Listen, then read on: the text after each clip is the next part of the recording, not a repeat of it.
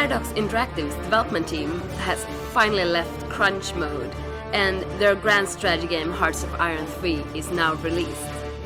And we had an opportunity to sneak in behind the scenes at their Stockholm office and find out more about the work behind the game.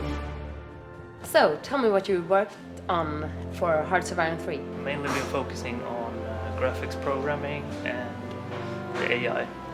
Right now I'm tweaking the AI and optimizing it from some feedback on the forums. The hardest technical issue is probably the huge map. It's so much bigger than any of the other games we've done, and just having it run without slowing a computer to a crawl, that was a big obstacle in the beginning. What are you most proud of for Hearts of Iron 3? I think that we actually got the unit optimization and AI help to work well. It's fun to hear when people use it, and lets you have a more higher up spot and observe the action instead of having to worry about each individual unit all the time. What are the largest changes between Hearts of Iron 2 and Hearts of Iron 3? There's more of everything, and also we added things to let you cope with it, like automation of units. AI will help you out with things like diplomacy, things like that, as much as you want. What would you like everyone to know about Hearts of Iron 3? How awesome it is. The lead programmer for Hearts of Iron 3 is unfortunately not here today, but their new community manager is. Do the discussions become very detailed? Oh yeah, people love details on this forum. It's very obvious, and they can go like how deep as it's possible. I think it's really fascinating and fun. How do you keep a forum alive? Well, I think the core is the games, because people love the games and they want to discuss them, and they want to discuss different aspects and get ideas, and also when they have issues you can get a lot of help. A good thing is that I can have the developers here, and I can ask them and I can get a clear answer. This is how it actually works, and then I can post that on the forum, and people like to read that stuff. I mean, it's a very large forum, and if you're not there enjoying it, you should be. And right over here are the artists and the researchers, and these guys are the ones that make the game look as it is intended, and they make sure that the game contains accurate facts. Well, I'm the 2D guy, and I do interface such as buttons, icons, and all kinds of illustrations, and I also do the map graphics, like textures for the map. What do you have to think about when creating, for example, an interface? Well, it has to be functional at first, and hopefully look good as well. But it's really hard sometimes. I guess get an interface from a programmer who has messed it up pretty much, so I have to fix it.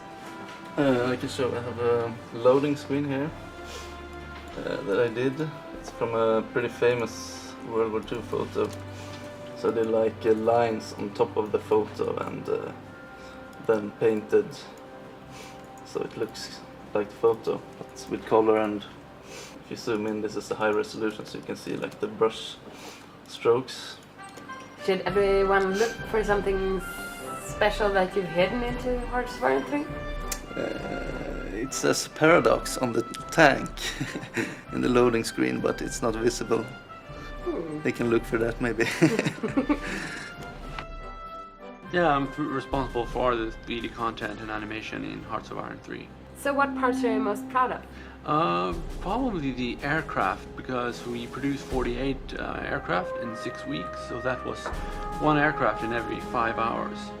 So, well, usually it's produced one sprite a day, so you find references for whatever you're gonna make today, an aircraft or a tank or whatever, and you just get on modeling, texturing, trying to get the animation finished at the end of the day, and trying to get it into the game also, just testing it so it's all done, and then you can move on to the next unit the next day. There are about 100 units in Hearts of Iron 3. Well, we try to make them as historically accurate as possible, but usually they come in lots of different models, like A through F, and then you like to just Google the images and try to find the best ones and just try to determine which ones are from each model. Well, currently I'm working on a Soviet tank that will be part of the Soviet Sprite Pack, which we will release here pretty soon.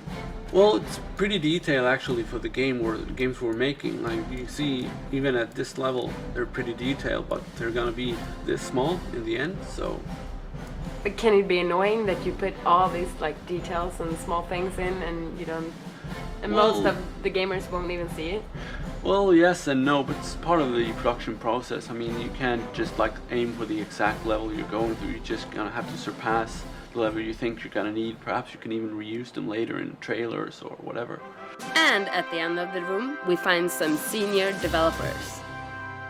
For this game, it was basically only the military AI I worked with. I think that the biggest challenge is probably that in this game you can automate the units. You can put theaters, army groups under AI control, even though they work for the player. And since that has to work well, you know, the AI can't make any stupid mistakes. It has to be pretty decent at everything it does. It can't get away with anything. So that was pretty much the biggest challenge, I think. Also, of course, it can't cheat since it's under player control. Not that our AI ever cheats. What's the largest differences compared to previous Paradox titles? I think the closest game is probably Hearts of Iron 2, and 1, of course, with the front AI. You have many units covering a single front line. And that is kind of different from the AI we used in, for example, the EU games, where you have big single armies moving around, doing their own thing. So I think the biggest difference is that you have to have a whole other level of cooperation between the divisions and armies. Also, compared to Hearts of Iron 2 and 1, I think it goes without saying that the whole automation system, where you put whole segments of the game under AI control, is pretty revolutionary. I don't think I've seen that before in another game of this kind. Is there something more you can tell us about the AI? Well, I could tell you how to beat it. And finally, we have the producer of the Hearts of Iron series here. So how do you feel now that Hearts of Iron 3 is released? Well, I can describe it in one simple word: happy, happy, joy, joy. The amount of good feedback we've got from the game has been astronomically great. It's unique in that it's the only game that truly simulates the entire aspects of World War II. Everything from logistics to diplomacy, everything from warfare to espionage, from production to tech research. There's no other game that even comes close to it. And there we leave Paradox Interactive's development team on the terrace, looking out over Stockholm, discussing new, upcoming and still secret game projects.